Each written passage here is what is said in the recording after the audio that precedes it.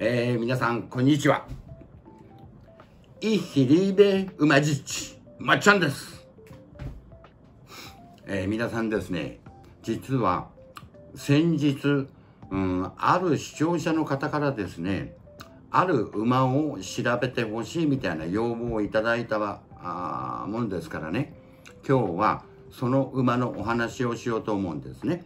はい。それでね、この馬なんですけれども、150年ぐらい前にもう活躍した馬なんですけれどもね、皆さん150年前って言いますと、日本で言えば明治6年にあたるんですよ。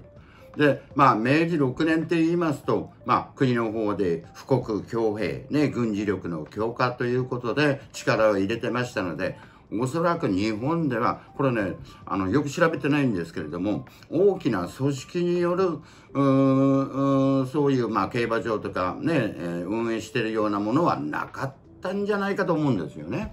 はい。それで前置きはこのぐらいにしまして、この馬の名前は、キンチェム。ね。それでね、なかなかね、もう、ばっちゃんはもう年で頭悪いもんですから、この名前が覚えられなくて苦労してるんですね。ですから、このお話の中で、キンチェリとか言うかもしれませんけれども、それは勘弁してください。ね。はい。で、この馬が生まれたのは1874年。栗毛の牝馬です。でね、この馬は、国籍といいますか、ハンガリーの馬なんですよ。で、当時150年前、ハンガリーって言いますとね、結構、競馬は強かったらしいんですね。どういうことかっていうと、近代競馬発祥の地のイギリスから優秀な種牡馬とかね、繁殖牝馬、それをですね、購入して、競馬の方に力入れたらしいんですね。で、このキンチェムっていうような名前ですね、これは私の宝物っていうような意味があるそうなんですよ。はい。それでね、父親がカンバスカン。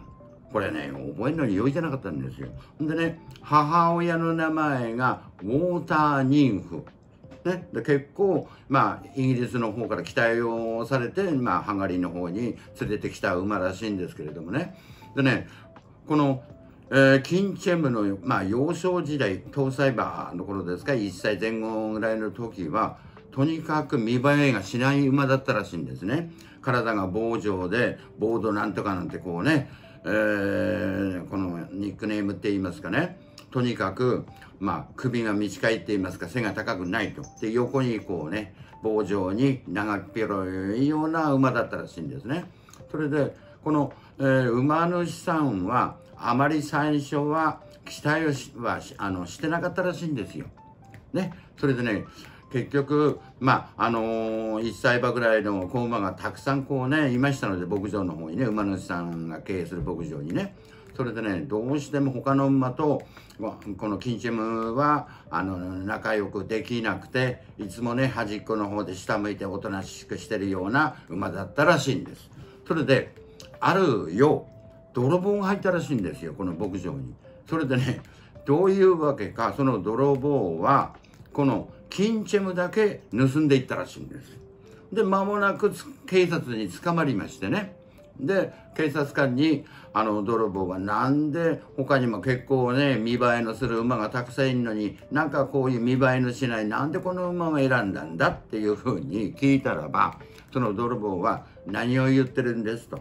この馬にはものすごい能力がある。ね。そういうような、気配をものすごく感じるんだと。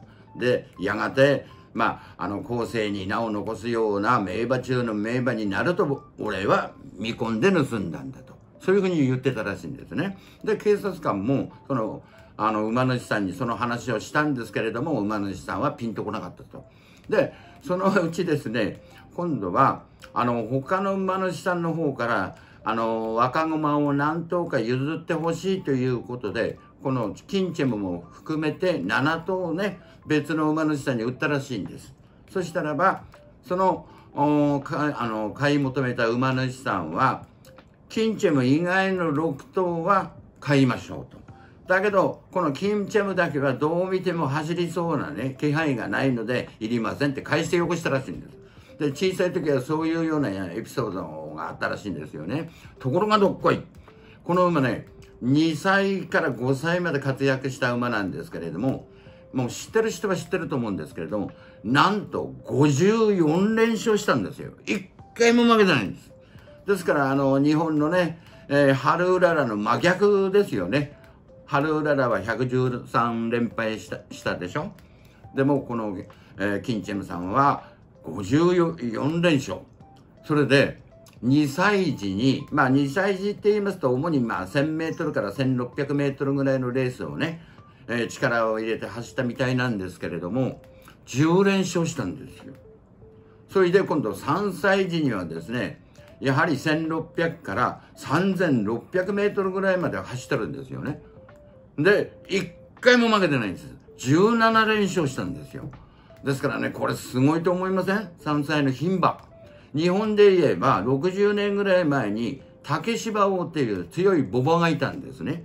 もう歴史を飾るような馬なんですけども、この竹芝王は1200メートルから3200メートル、天皇賞ね。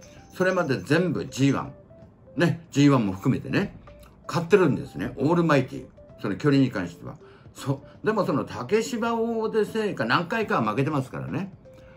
で、このキンチェムさんは負けてないんですから。3歳児に、17連勝。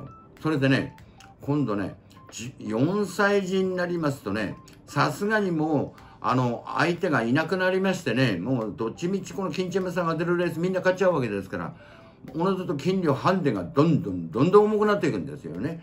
それでも勝ち続けたと。で、あるレースって言いますか、この大馬さんは、ドイツの G1 にあたるバーデン大賞ってあるんですよね。それ、3歳児、4歳児、5歳児にこう3連覇してるんですよ。ね。それでその4歳児のバーデン大賞の時に、この主戦ジョッキーが慢心でしょうね。どっちみち勝つんだからということで、前の晩もう泥酔状態になるぐらいベロベロにお酒飲んで、ね。それでこのレースに挑んだらしいんです。で、いつものように、まあ先頭で走りましてね、まあ後ろから誰も来ないだろうと思ったらば、ある馬が追っかけてきたらしいんです。そのある馬っていうのは、キンチェムよりも7キロ、ね、斤量が軽い馬で、猛然と追っかけてきて、で、とうとうゴールでは同着になったらしいんですよ。ね、向こうは軽いですし。で、キンチェムの方は酔っ払ってますしね、ジョッキーはね、手を抜いてこう、楽に走ってましたからね。それでもって、まあ、同着といっても、どちらの馬主も納得できなくて、再戦。ね、再び、この2頭で争うことになったらしいんですけど、その時はさすがにね、キンチェムの主戦ジョッキー酒飲んでませんから、もう軽くいなして、6馬身差で勝ったと。こういうような、これ本当の話なんですけどもね、あるんですよね。はい。それから、あとはですね、特に4歳児、5歳児の時は、あまりにも強すぎて、もう結構ね、まあイギリスとかね、ごめんなさい、この馬って言いますとね、大体は東欧、北欧で活躍した馬なんですよ。ね、イギリス行ったり、フランス行ったり、ハンガリーとかオーストリアとかドイツとかね。はい。それでもって、なんか途中でなんか話忘れちゃいましたね。ごめんなさい。それで、この馬がですね、イギリスにね、渡りまして、イギリスの、まあ、レースに出まして、まあ、全勝しました。ね。それで、次は今度予定では、フランスにですね、行きまして、また今度は走る予定だった。ということで、イギリスから、まあ、船に乗って、まあ、ドーバー海峡を渡りまして、フランスに上陸します。そうしますと、輸送手段って言いますと、もうほとんど当時はもう汽車だったらしいんです。ね。それでね、このセンチェムがね、キンチェムですね。ごめんなさい。今間違えちゃいましたね。汽車で輸送するわけなんですけども、大体ね、サラブレって競走馬って言いますと、輸送の時に体重減りますよね、疲れて。ただ、全然この馬はもう体重減らなかった。もう汽車が好きでしょうがなかったらしいんですね。はい。それでね、このドーバー海峡を渡ってフランスに上陸した時に、ちょっとしたアクシデントがあったらしいんですよ。汽車に乗る前にね。どういうことかっていうと、このお馬さんは猫がとっても好きだったらしいんですね。仲がいい猫がいたらしいんです。で、その猫が船内でなんか行方不明になっちゃいまして、ね、なかなかこう見つからなかったと。そうしましたらね、このキンチェムはもう暴れて落ち着かなくてね、猫どこ行ったっていうことで汽車に乗んなかったらしいんですよ。ね。それで、やっと見つかって。それでもって、このキンチェムも、安心して汽車に乗ったって。そういうエピソードなんかもあるんですよね。はい。それでね、あとは、この馬のね、すごい話って言いますとね、5歳の時に、先ほどもね、酔っ払いどうのこうのジョッキーって言いましたけども、5歳児のバーデン大賞でも優勝しまして3連覇。ね、3歳、4歳、5歳、先ほど言いましたけどね、3連覇しちゃった。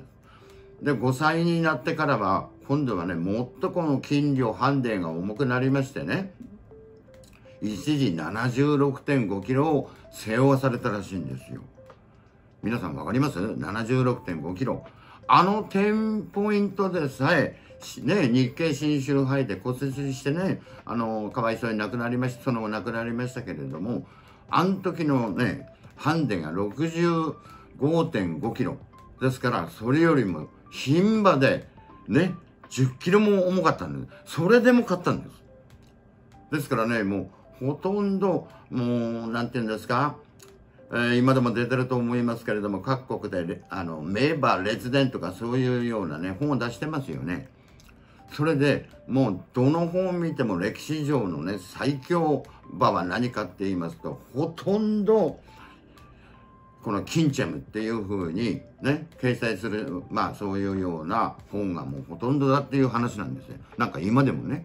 それでね、あとはね、このキンチェムさんってね、やっぱりね、能力がある、スピードがある、ね、それから持久力がある、その他にやっぱり頭もすごく良かったんでしょうね。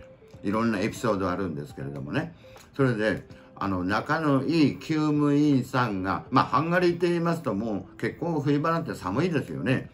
で、その寒い夜もキンチェムに、まあ、付き添って、まあ、世話をしながら、厩舎の中でね、馬房の片隅で寝てたんですけれども、毛布とかそういうかけるものをこうかけないで忘れてこうね、寝ちゃう時あったらしいんですよ。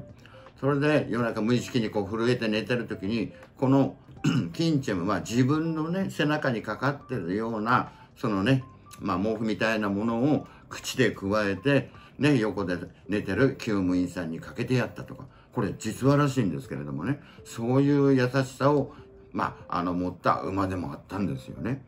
ですから今なお、もうハンガリーのもう国民的ヒーロー、国民的英雄だと。